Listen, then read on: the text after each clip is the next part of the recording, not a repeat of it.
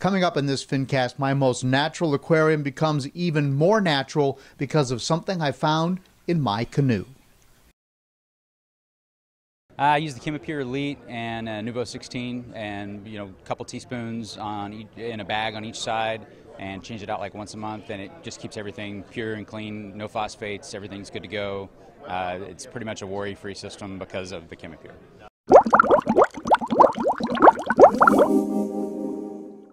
Hi everybody, John here with another Fincast. Today we're going to be looking at how to feed your fish mosquito larvae and whether it's a good idea or not, and actually just how much fun it is. And I want to tell you a little backstory about how I wound up with all these mosquito larvae and making that decision to begin with. You can see that I've got on my screen over here, I have got an image that I captured from the internet of lots of mosquito larvae hanging up near the surface. But I fed them to my fish in my Amazon Biotope aquarium that I've been telling you about. It's my Tannin Tank. And we've got all these natural things in there, and all of a sudden I had the opportunity to feed my fish these mosquito larvae. Let me tell you what happened. I was out in the backyard, and the wind had blown my canoe off of its rack sometime in the middle of winter, maybe, I don't know, March, early March, something like that. We've had a couple of windstorms, and it blew the canoe over. So I went to put it back on the rack, but in the meantime it had rained, and there was water in the bottom of the canoe, and even though it was early in the season, I would have thought the weather at that point would have been even too cold for mosquitoes to be around. I see all these things doing this stuff in the water. I'm like, oh my God, that's mosquito larvae. And so I started to dump it out, and then I thought, no, I'm going to feed the fish. I'm going to catch these things, and I'm going to feed them to my fish because, that's like the ultimate live food for freshwater fish. That's what they eat in the wild, right? The mosquitoes come in and they lay their eggs in the river, and the fish eat the larvae. And I'm like, I've got a great thing here.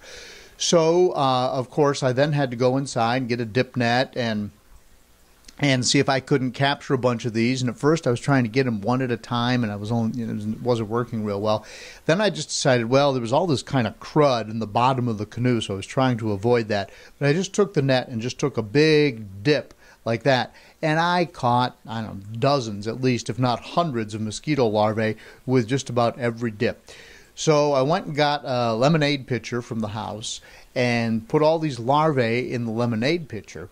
And then I came in and I'm thinking, all right, is this going to be bad for the tank? Is it not going to be bad for the tank? Who knows what's in here? It's not river water. There's never been anything in there except for insects because it's just rainwater that's collected in my canoe. So I think, all right, this is going to be good. And I know the fish are going to love this. I'd done this before when I was a kid. So I put the mosquito larvae in the tank, and let me tell you, this is something that's really cool to watch. If you've never had the opportunity, the fish went nuts for this stuff. And you got to figure these are fish that most of them were raised in captivity, maybe had never seen it before. Well, they knew exactly what to do. Let's just take a quick look at some of the fish running up and gathering and eating the mosquito larvae.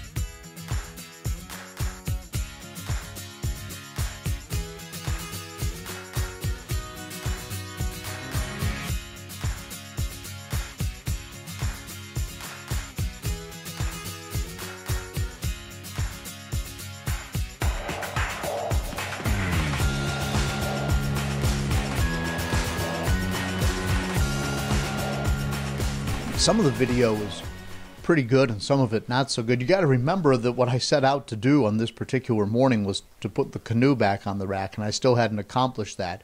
I caught the larvae, Then I thought, okay, I'm going to feed the larvae, but if I want to do a video on it, then I have to get video of the fish eating the larvae. So all of a sudden this turns into a little bit of a project. But be that as it may, I got the footage that I could, and it was really fun. Now, in the tank at the time, I had the bleeding heart tetras, and I would say they got the majority of them. And then I had the checkerboard cichlids, and then apistogrammas, 2 pair of apistogrammas in the tank at the time. And of course the apistogrammas are shy, they're hiding in their caves, and they came out, they got some of them.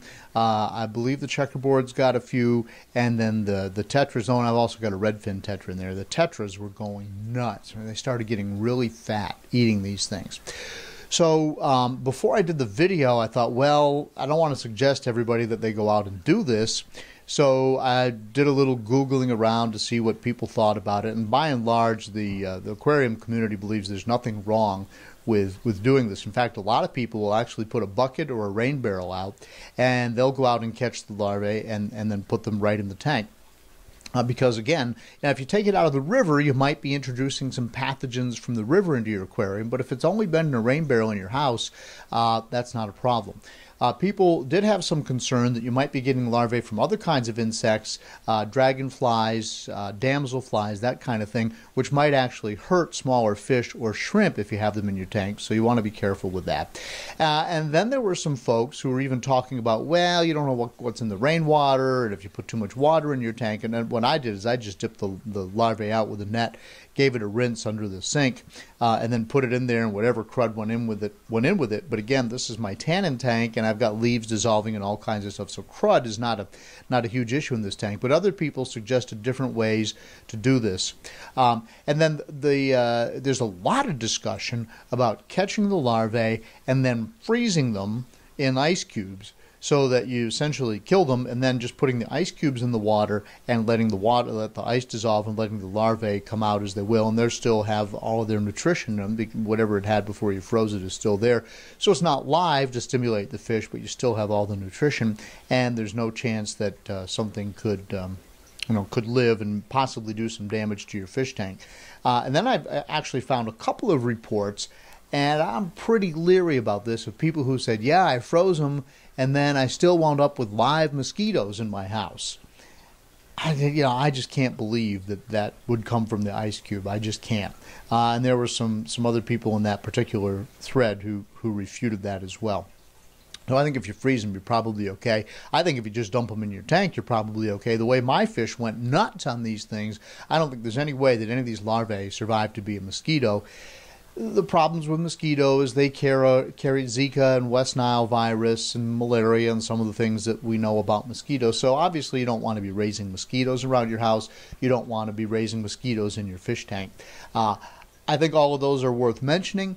I think it's a precaution that you need to consider, but I'm pretty sure I'm going to go out and put a bucket of water in the backyard and start catching mosquito larvae, because this was so much fun. It was neat because the mosquito larvae, the larvae would go down into the plants, but they have to come up and breathe every so often. And when they came out, that's when I was able to get better pictures of them and to try and get close-ups, which wasn't that easy, of the fish actually eating them. So there you go. There's my big time on a morning. I did get the canoe back on the rack, by the way, and the water is gone from the canoe. But there's my big time feeding my fish mosquito larvae. I'd be interested to know if anybody has done this. Do you do it regularly? Do you put out the barrels? Do you put out a bucket of water? Are you cautious about it? Are there any other concerns that anybody else might have? I'd be interested in knowing that. By the way, I've got to say thank you, because we've hit 10,000 subscribers to the Fincasters channel, and I appreciate everybody who has hit that subscribe button. It's made such a huge difference for me just to kind of reach that milestone. Many of you are familiar with my sons, the Super Carlin brothers. They have over 1 million subscribers. So I can never sit at the table and say, oh, well, I have subscribers on my YouTube channel, and I'm a professional broadcaster, so it's a little bit embarrassing.